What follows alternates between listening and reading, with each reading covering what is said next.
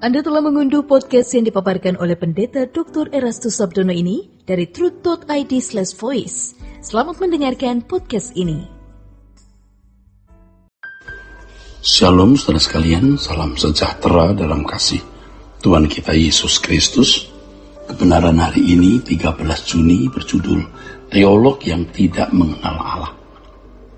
Kehidupan orang yang benar-benar berinteraksi dengan Allah barulah dapat dikatakan berketuhanan atau bertuhan.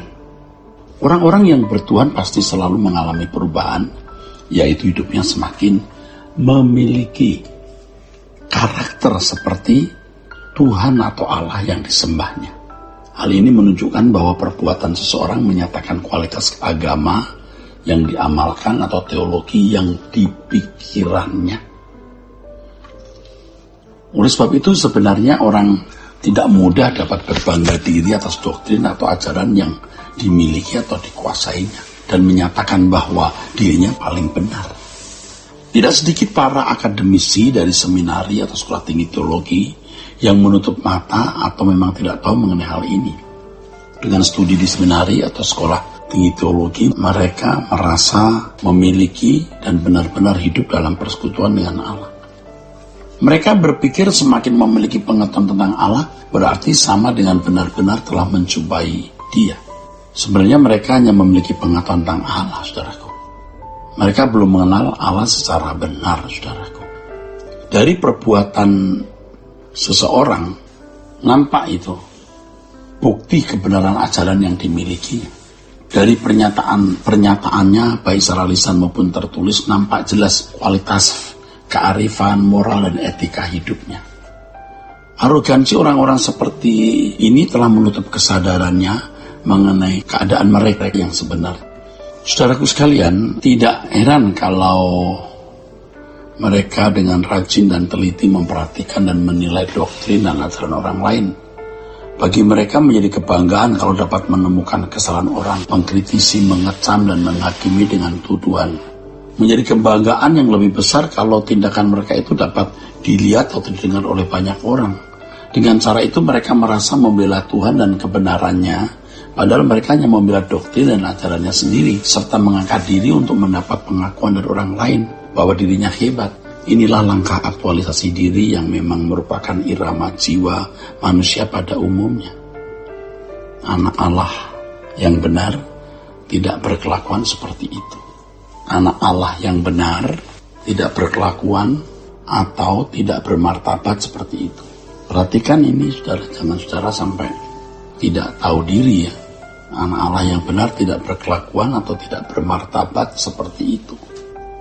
Saudaraku sekalian, sebagai orang percaya khususnya para teolog, kita harus mawas diri, artinya selalu introspeksi apakah hidup kita dalam perkenanan Allah atau tidak ya.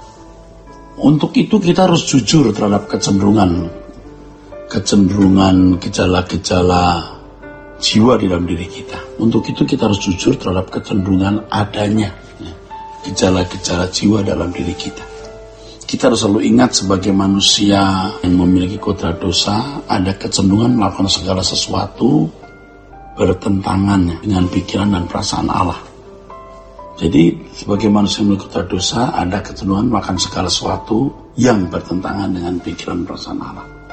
Tindakan yang kelihatannya tidak melanggar norma umum ternyata bisa merupakan tindakan yang melukai hati Allah.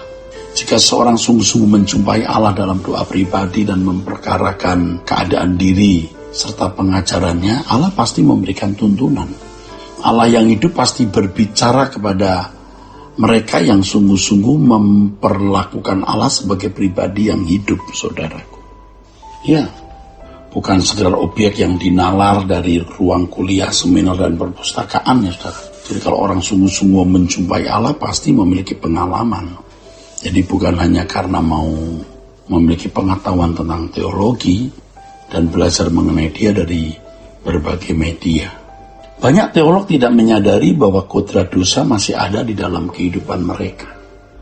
Sehingga sebenarnya ya mereka masih terbelenggu oleh kodrat dosa, yaitu kesenangan-kesenangan jiwa dan dagingnya ya.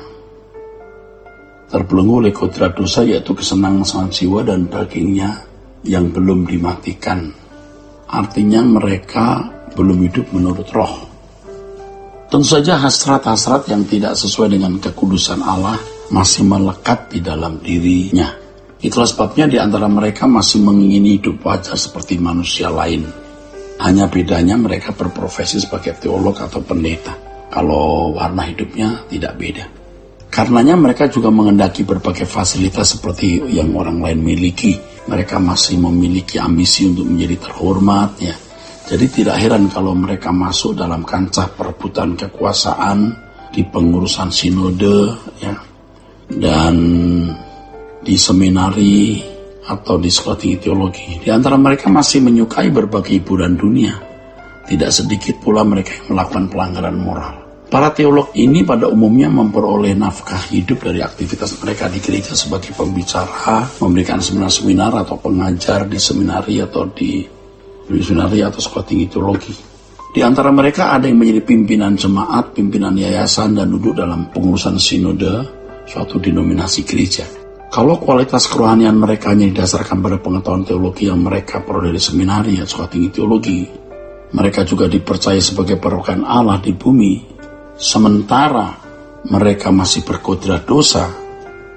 Wah, betapa hebat kerusakan yang terjadi dalam gereja Tuhan.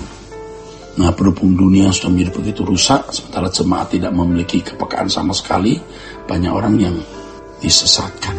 Jemaat juga tidak ikut mengalami perjumpaan dengan Allah, saudara. Jadi pekerjaan pelayanan di tingkat sinode, gereja, lokal hanya aktivitas keagamaan yang sama dengan agama di dunia. Dan inilah kemerosotan gereja yang sudah berlangsung berabad-abad. Dan banyak tidak disadari. Oleh sebab itu mari kita kembali kepada kekristenan yang sejati. Melalui suara kebenaran ini, mari kita kembali kepada Injil yang sejati. Kiranya Tuhan memberkati saudara-saudara sekalian. Sola Gracia. Untuk berlangganan renungan harian dalam bentuk cetak, silakan hubungi Truth Literatur di nomor telepon 0878 7870 7000. Untuk mendapatkan CD khotbah, MP3 renungan Truth, dan CD album lagu produksi Sola Gracia, Anda dapat menghubungi di hari dan jam kerja di nomor telepon 021 638 60953. Tuhan Yesus memberkati. Sola Gracia.